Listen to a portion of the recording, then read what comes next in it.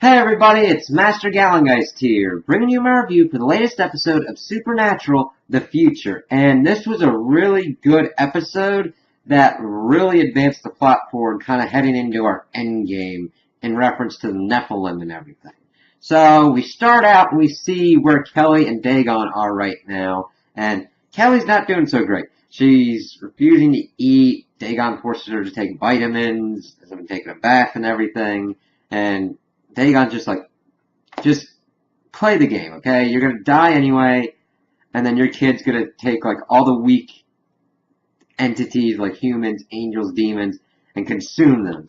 And it's like, okay. So she unlocks her and makes her take a bath. So she's getting ready and everything, and we see her getting through, and she's saying, I'm sorry, I can't let this happen, and slits her wrists. And it looks like she's killed herself. It's like, holy shit, that's a pretty big thing to start on. And then we get in and we see Sam and Dean in the bunker and everything, and Dean's like, look at all this research, what are you doing? It's like, well, since we don't have any luck tracking Dagon, I'm trying to look up any and all lore that we've got on Nephilim. And before they really get into it, Cass comes into the bunker and pretty much explains that he's been in a place with no bars or anything. Dean's of course pissed off at him. It's like, I was in heaven, tried to do it from that end and didn't come up with anything, and Dean storms off, pissed off about that. Sam's still trying to be like a peace mediator. And then we see Cass come into the room, and Dean's working on his computer and tries to give him back this Led Zeppelin greatest track cassette, and he's like, no, it's a gift. You keep those. And then Cass gets into why he did what he did. He's like, I needed a win.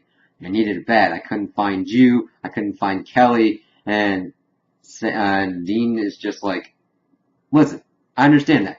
We've been rolling snake eyes too. We had Dagon where we could get her and couldn't do it. So it's going to be us together, and we'll be able to get through this. You, me, and Sam. Team free will. Talking about, and Cass is bringing up, well, can you kill an innocent? And it's like, we'll find a way around that. That's always their angle. Because they will try to do things to make sure that innocent people don't die. And that's an important thing. It's their heroic flaw, but it's important to them as characters. And it's important to see that kind of seeping into Cass, because it's important that they are kind of the trio that we've been going through since season 4. So they're kind of all set up and everything. And we see Cass look around the room kind of weirdly.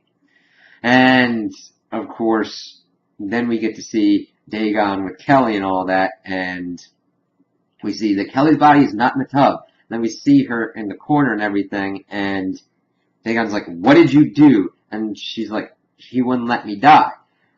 He's good. I felt his soul and everything. And she's convinced that her son is good and everything. Dagon's looking freaked out, like, you tried to kill yourself? One, that would have pissed off Lucifer immensely.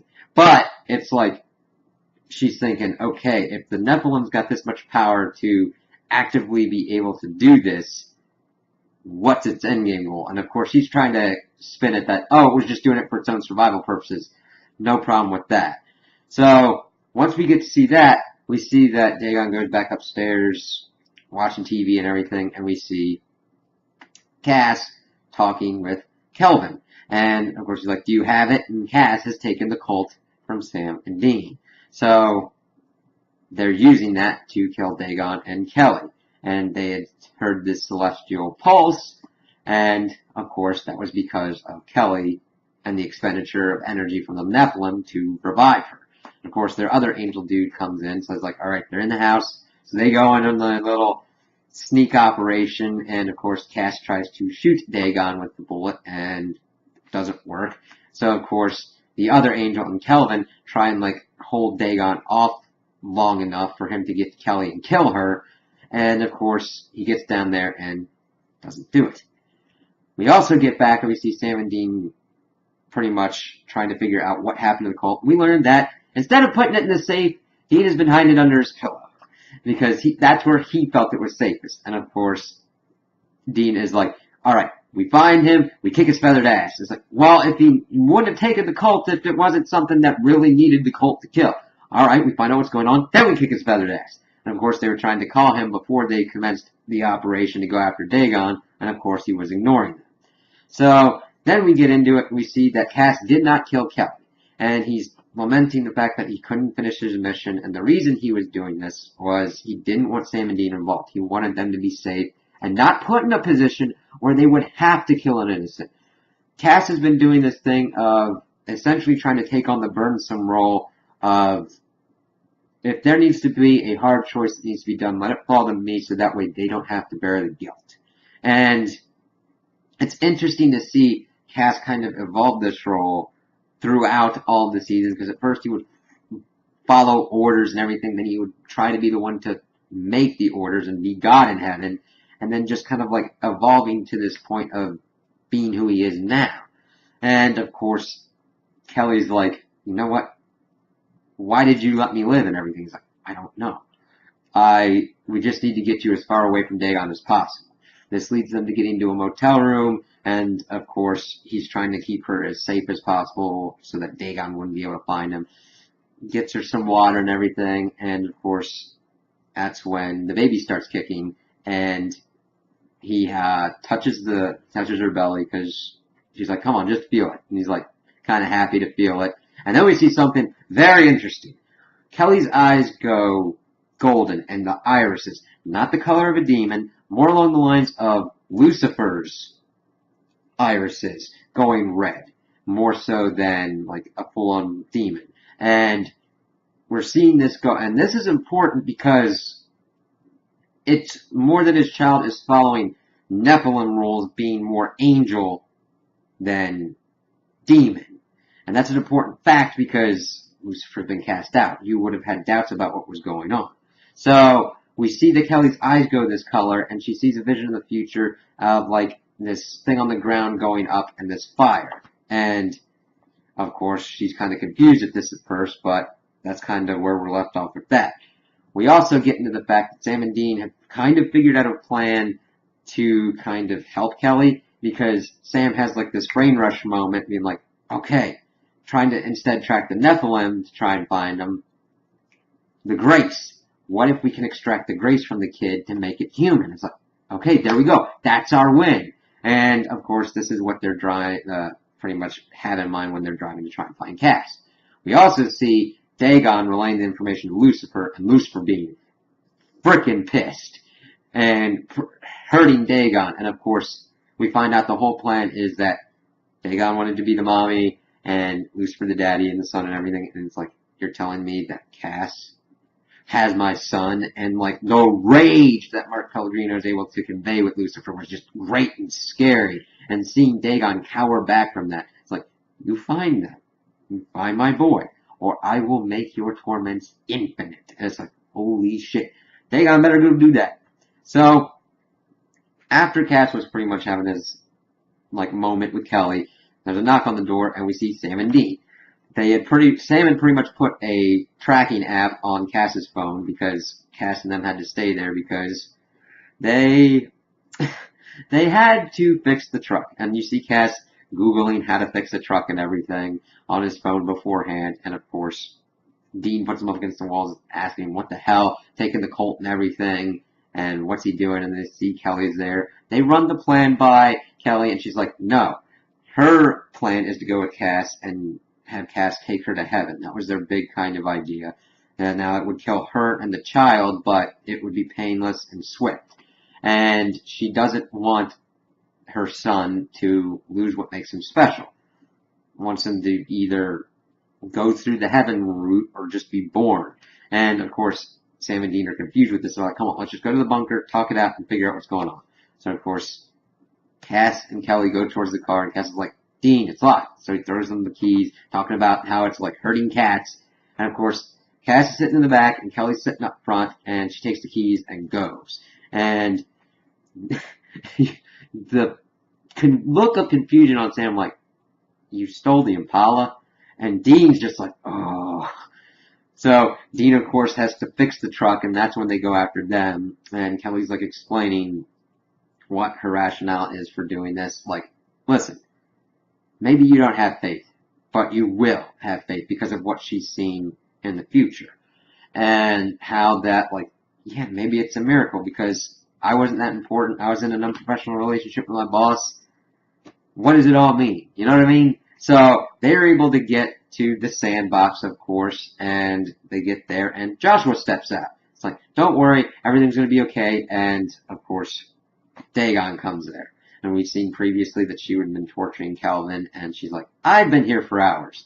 And she just starts kicking Castiel's ass. And he's still trying to protect Kelly. Of course, Sam and Dean get there, and we get a pretty big moment here because they're trying to kill her, but Dagon is able to disarm Dean, take the cult, and say, well, it's time to take this off the board, and destroys the cult. And I was like, it was almost like losing another cast member because the cult had been around so long, and seeing it like destroyed like that, I was like, holy shit. It's like if you destroyed the Impala, that people's heads would explode. It's just crazy to have that thing off the board now. And it's like, I can understand from a writing standpoint, the thing can pretty much kill anything except for 5 things within the universe, and it would kind of make them OP to a certain extent. But it still doesn't lessen the impact of its hurt. And of course, Cass goes over to Kelly, holds her hand, and now we see energy shoot up into him. The golden energy, and his eyes change the same color that Kelly's did. And of course, Dagon's trying to kill him, and isn't able to. And he's like, well, it's a miracle. And then just turns her into the fire thing from the beginning of Kelly's, from the end of Kelly's vision. So then he's like, okay, I have faith now in this kid. This kid needs to be born. That's what I'm going to do. I'm going to protect this kid. And of course, he had brought up to Kelly before that, listen, even if your son's born, who's going to protect him from evil and show him the righteous path? And she's like, you will. It's like, I pretty much screwed up most of everything that I've had to do. How am I going to teach a Nephilim, probably a thing that could stuff out all of existence, how to be good? And I'm like, well, you can, because you're the most human angel that there is. You failed, you've succeeded, you've understood what it means to be human, and that has been the greatest gift that you've been given from, like, your relationship with Sam and Dean. So it'll be interesting to see how he's able to do that. So, of course, he heals Dean, and then pretty much boops Sam and Dean to make them sleep because they weren't going to let him go. So they get in the car and everything, and Kelly's just like, what did he tell you? It's like, he didn't tell me. He showed me the future. So we haven't seen Cass's vision, and it'll be very interesting to see what kind of role this Nephilim's going to take, because the only archangel left, or archangel-like power, would be Lucifer. So that would be the only thing to stand up outside of God and Amara coming back from wherever they were to mess with this thing. That also goes into effect of what the Nephilim's goals will be. To this effect, we have not seen it do anything outwardly evil, and I like how they were bringing up that point of nothing is born evil. Yeah, could the kid do a lot of harm? Yeah, but you have to give the kid the choice, which is interesting because it still goes along with Sam and Dean's team free will. But they weren't really giving the kid the free will to be born with its power. Kind of like having that kind of like dichotomy and like talking of like, well, you say you're free will, but you're like, well, we've got to take the power away from the kid in order to have them both be alive. But yet, can the kid acquiesce to that? I like that kind of stuff. It'll be interesting to see how that kind of comes into effect, what the kid chooses to do between choosing Castiel and Lucifer, because we know Lucifer is probably going to have to get out at some point to make this interesting, to give the kid the push and pull of like good and evil, and then to choose its own path, probably. And it'll be cool to see where this is going to end up, because I'm pretty sure that the kid's going to be born by the end of the season. That's going to be like the big thing. We don't know how Lucifer's going to be involved, how any other angels in heaven are going to be involved, and what's going to go on with that. So I'm excited for what is going to be set up and how this is going to continue on in the next preceding seasons. If this Nephilim is going to be kind of like the end game goal for the like couple season arcs that we're doing. So those are my opinions on the episode. Tell me what you guys think in the comments below. If you liked it, if you didn't like it, if you agree with me, if you disagree with me. Also like and subscribe, and I hope you have a good day.